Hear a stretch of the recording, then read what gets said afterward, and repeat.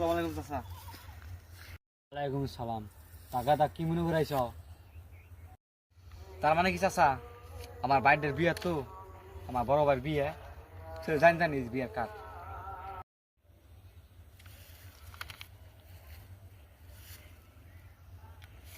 দাদা তুমি তো আইসো বড় মুখ করে, বিয়ের মধ্যে যাই হারি, যদি কোনো গান বাজনা তো আমি বলছিলাম না গাদা।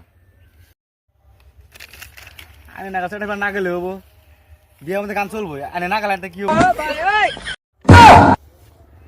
তাহলে কিন্তু হবো না গাদা, আমি কিন্তু একজন মুরগি মানুষ, আমার কিন্তু যাবার দেনাক চাল।